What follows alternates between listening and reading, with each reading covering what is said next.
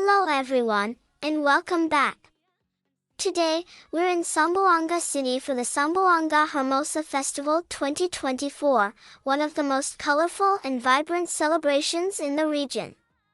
The festival kicks off with the opening salvo, an event that sets the festive tone for the entire celebration and showcases the rich cultural heritage of Zamboanga. The opening salvo is a vibrant parade filled with music, dance, and colorful costumes.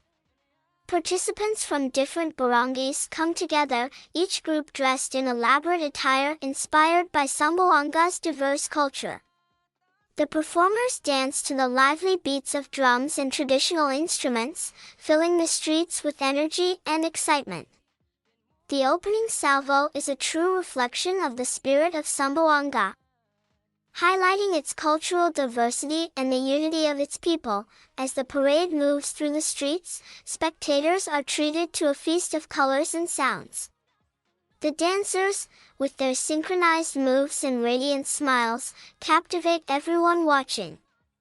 The costumes are adorned with intricate details, showcasing influences from the rich history of Zamboanga, including elements from Spanish, indigenous, and Muslim traditions. The opening salvo is not just a parade, it's a celebration of the vibrant mix of cultures that make Zamboanga City truly unique. The Zamboanga Hermosa Festival is dedicated to the city's patron saint, Nuestra Señora la Virgen del Pilar, and the opening salvo is just the beginning of the festivities. The event brings together locals and visitors alike, all eager to experience the beauty and warmth of Zamboanga's culture. It's a time for everyone to come together in joy, faith, and unity. Thank you for joining us today. Don't forget to like, comment, and subscribe for more festival highlights across the Philippines. Until next time, keep celebrating culture and community. Zamboanga, vamos!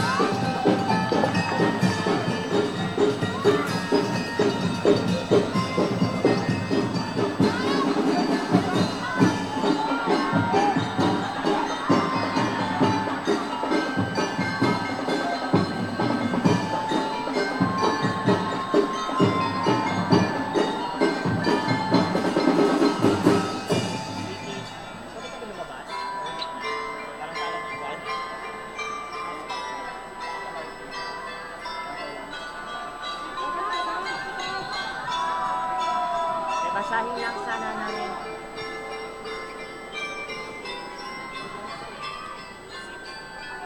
Basahin lang namin ang director ng Bandorya. B.O. lang daw. Sabihin mo, basahin lang sana namin. Ano po, sir? Basahin namin ito, ha?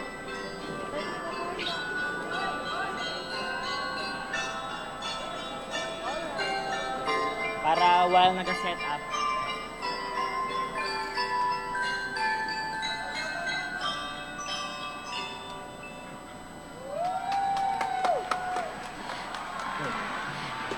There you have it, ladies and gentlemen. That was Barangay Calarian. Wow! What a spectacular presentation! Para na informasyon del todo, the Banderial Parade is a traditional merrymaking activity by the folks in the barrio or barangay during fiesta celebrations. And of course, Yosh, because of Bandorial, this also signifies na fiesta yan, na syudad. Indeed, with that, ladies and gentlemen, we are now ready to proceed to the next contingent. We still have a few more, por eso sit back, relax, and I believe excited también ustedes. Mira con el mga GMA artists. Yes, of course. At wag na natin patagalin pa, we all welcome and All right, we'd like to inform everybody that there is more activities coming in the next weeks. Por eso, we'd like to advertise that you continue to follow the pages of Mayor John Dalipe, the John Dalipe page, El Zamboanga Hermosa Festival page. And of course, ladies and gentlemen, we are very happy to be here with you. I believe si Mayor John, el diaton former Mayor, tali si Councilor Joey, si former Mayor Manny Dalipe, bien alegre mira that we continue to preserve el mga tradisyon del Zamboanga y del entero Pilipinas. yes, of course, George, and we are still expecting a lot of people who will attend and participate and to witness el diaton mga list of activities for Zamboanga Hermosa Festival.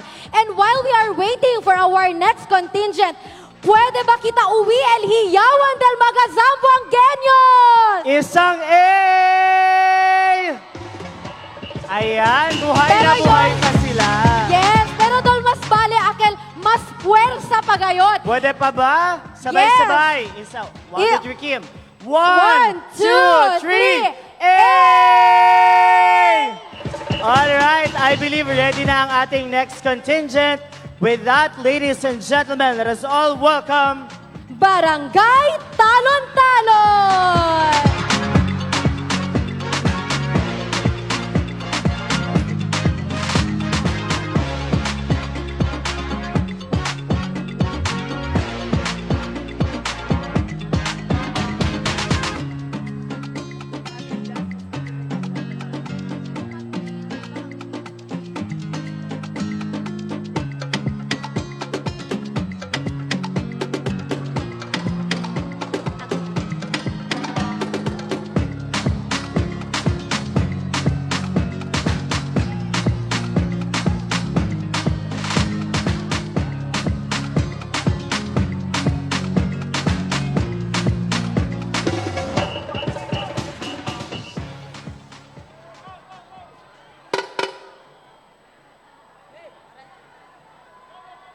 once again, Barangay Talon-Talon!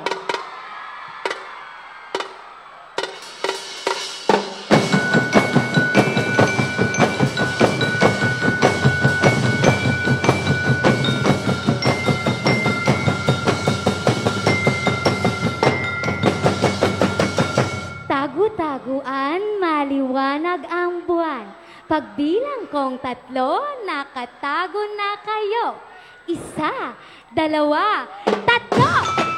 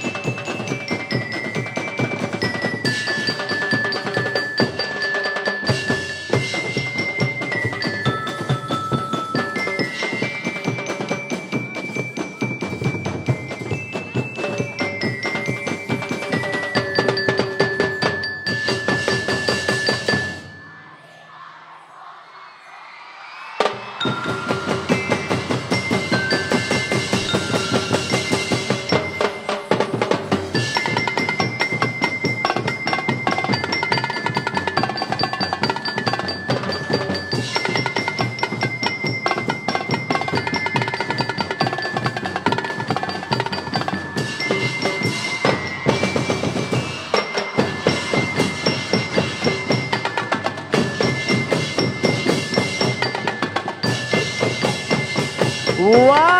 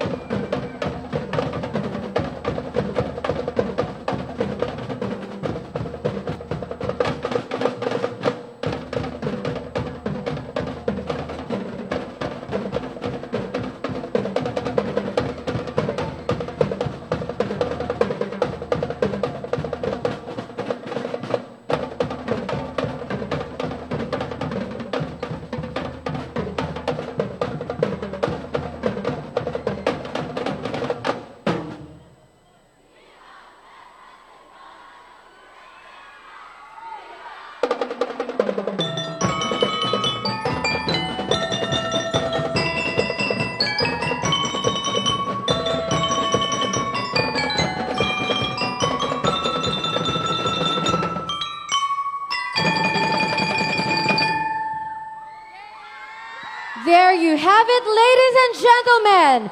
Let's give it up once again for Barangay San Jose Gusu. Wow, thank you very much, Barangay San Jose Gusu.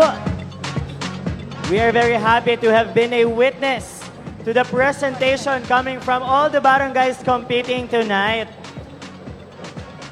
I believe